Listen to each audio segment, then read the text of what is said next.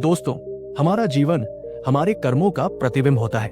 जिस प्रकार हमें बीज बोने पर फसल मिलती है, उसी प्रकार हमारे वर्तमान के कर्म हमारे भविष्य को आकार देते हैं। ये कहा जाता है कि जो व्यक्ति जैसा कर्म करता है वैसा ही फल उसे मिलता है। ये नियम सार्वभौमिक और अटल है। कर्म का अर्थ है कार्य, व्यवहार और वो प्रयास जो हम अपने जीवन में करते हैं। ये केवल शारीरिक क्रियाओं तक सीमित नहीं है, बल्कि हमारे विचार, शब्द और नियत भी कर्म का हिस्सा है। जीवन के हर पहलू में हमारे कर्म ही हमारे साथी बनते हैं। चाहे हम कोई छोटा काम करें या बड़ा, हमें उसके परिणाम को हमेशा ध्यान में रखना चाहिए। हमारे धर्म शास्त्रों में भी लिखा है कि जैसा कर्म करोगे वैसा ही फल मिलेगा। यदि कोई व्यक्ति सत्कर्म करता है तो उसे जीवन में सुख और शांति प्राप्त होती है। वहीं बुरे कर्म करने वाला व्यक्ति अंततः पीड़ा और कष्ट का अनुभव करता है। ये नियम प्राकृतिक और ईश्वरीय न्याय का आधार है।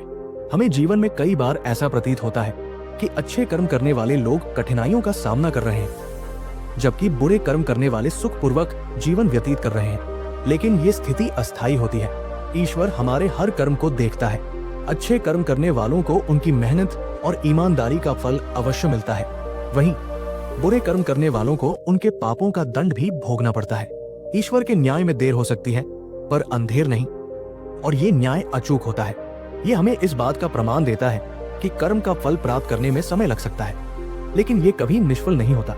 जब व्यक्ति ईश्वर पर विश्वास रखता है और अच्छे कर्म करता है, तो ईश्वर उसकी हर कठिनाई में उसका साथ देते हैं। कर्म केवल हमारे जीवन को प्रभावित नहीं करते, बल्कि वे हमारे आसपास रह रहे लोगों और समाज को भी प्रभावित करते हैं। यदि हम अपने कर्मों के प्रति जिम्मेदारी नहीं समझते, तो इसका दुष्प्रभाव हमारे आसपास रह रहे लोगों और समाज को भी भोगना पड़ता है।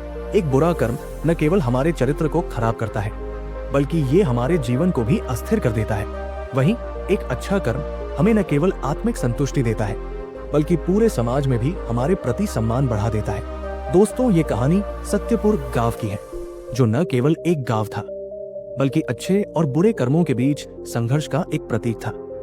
दोस्तों, ये कहानी हमें बताती है कि कैसे ईश्वर हमेशा सत्य के साथ खड़े होते हैं और बुरे कर्म करने वालों को उनके कर्मों का फल जरूर मिलता है। सत्यपुर गांव घने जंगलों के बीच में बसा एक छोटा सा गांव था।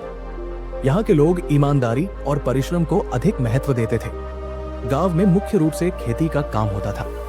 सुबह गांव के लोग खेतों में काम करने जाते और शाम को चौपाल पर बैठकर अपनी दिन भर की बातें एक दूसरे के साथ साझा करते। गांव में हर व्यक्ति की अपनी पहचान उसके कर्मों से बनती है। गांव में सत्य और ईमानदारी को सबसे बड़ा गुण माना जाता है। गांव के मुखिया राजन अपने नेक स्वभाव और न्यायप्रियता के लिए जाने जाते थे। वे हमेशा दूसरों की मदद करने के लिए हमेशा तत्पर रहते थे। लेकिन गांव में सभी लोग राजन जैसे नहीं थे। गांव का एक व्यक्ति मोहन अपने स्वार्थी स्वभाव और लालच के लिए पूरे गांव में कुख्यात था। मोहन ने कभी मेहनत की अहमियत नहीं समझी। वो हमेशा शॉर्टकट से पैसे कमाने की कोशिश करता रहता। मोहन ने कई बार लोगों के खेतों से अनाज चुराया, झूठे वादे करता और लोगों को धोखा देता। गांव के लोग उससे परेशान हो चुके थे, लेकिन उसका सामना करने से डरते थे। मोहन सोचता कि जब शॉर्टकट से काम बन जाता है तो वो मेहनत क्यों करे। एक दिन गांव में एक बूढ़ी महिला आती है। वो कमजोर थी और बहुत भूखी लग रही थी। उसने गांव वालों से मदद मांगी, लेकिन कोई उसकी मदद के लिए आगे नहीं आया। जब ये बात राजन तक पहुंची तो तुरंत उस महिला के पास गया और उसे खाना खिलाया और उसे कुछ पैसे देकर कहा, ईश्वर हर किसी के कर्मों को देखता है। यदि हम किसी की मदद करेंगे तो वो हमें हमेशा आशीर्वाद देगा। राजन को ऐसा करता देख गांव वालों ने खुद को प्रेरित महसूस किया, लेकिन मोहन इससे बिल्कुल भी प्रभावित नहीं हुआ। उसने सोचा कि ये सब बेकार की बातें हैं, इससे कुछ नहीं होता। खुद के खाने से पेट भरता है, न कि दूसरों को खिलाने से।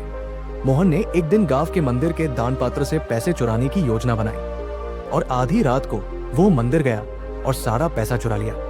अगले दिन जब ये बात पता चली कि मंदिर से पैसे चोरी हो गए हैं, तो वे सदमे में थे।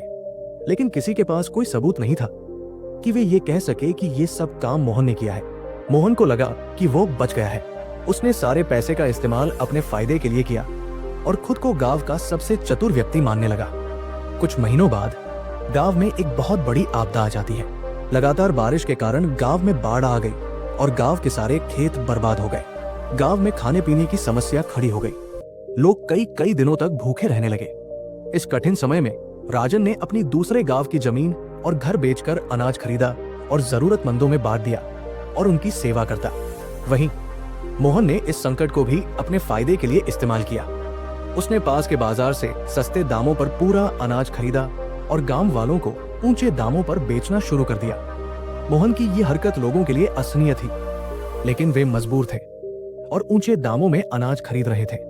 एक रात जब मोहन ने अपनी दुकान बंद की और सोने चला गया, तो अचानक उसकी अनाज की कोठरी में आग लग गई। आग इतनी तेजी से फैली कि मोहन का सारा अनाज और पैसा जलकर खाक हो गया। मोहन ये सब देखकर सिर पटक पटक कर रोने लगा। गांव के लोग ये देखकर हैरान रह गए। राजन ने कहा, ये ईश्वर का न्याय है। जो व्यक्ति दूसरों का हक मारता है, उसका कभी भला नहीं होता। कर्मों का फल मिलना प्राकृतिक संतुलन बनाए रखने के लिए आवश्यक है। ये प्रकृति का नियम है कि हर क्रिया की प्रतिक्रिया होती है। यदि ये संतुलन न हो तो जीवन में अराजकता और अन्याय फैल जाएगा। कर्मों के फल से हमें ये सीख मिलती है कि हमें कैसे जीना चाहिए। ये हमें अच्छाई की ओर प्रेरित करता है और बुराई से बचने की सीख देता है। कई बार लोगों के मन में ये सवाल उठता है कि यदि कर्मों का फल निश्चित है तो वो तुरंत क्यों नहीं मिलता। इसका उत्तर ये है कि कर्म की गति समय के साथ काम करती है। ये एक बीज की तरह है जिसे अंकुरित होकर फल बनने में समय लगता है। ठीक उसी तरह कभी कभी अच्छे कर्मों का फल तुरंत नहीं मिलता, लेकिन वो समय आने पर अवश्य प्रकट होता है। वहीं बुरे कर्मों का परिणाम कई बार लंबे समय बाद सामने आता है। यही कारण है कि हमें अपने कर्मों के प्रति सदा सतर्क रहना चाहिए। कई लोग मानते हैं कि भाग्य हमारे जीवन को नियंत्रित करता है, लेकिन ये समझना महत्वपूर्ण है कि भाग्य भी हमारे कर्मों का ही परिणाम है।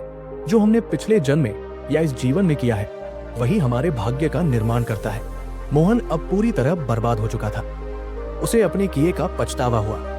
वो राजन के पास गया और रोते हुए बोला, मुखिया जी, मुझे मेरी गलतियों के लिए माफ कर दीजिए। मैंने बहुत बुरे कर्म किए हैं और आज मुझे उनके लिए सजा मिली है।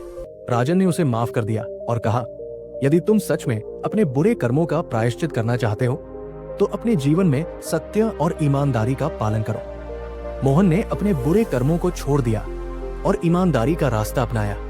उसने गांव वालों की मदद करना शुरू किया और धीरे धीरे उसने गांव वालों का विश्वास वापस जीत लिया।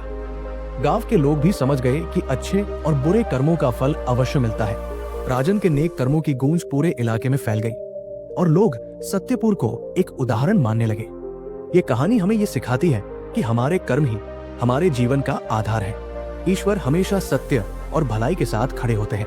बुरे कर्म करने वालों को उनके कर्मों का फल जरूर मिलता है, लेकिन यदि वे अपनी गलतियों को सुधार लें तो जीवन में सुधार का रास्ता हमेशा खुला रहता है। वीडियो अच्छी लगी हो तो वीडियो को लाइक करें और ऐसी ही वीडियो देखने के लिए चैनल को सब्सक्राइब जरूर करें। धन्यवाद दोस्तों।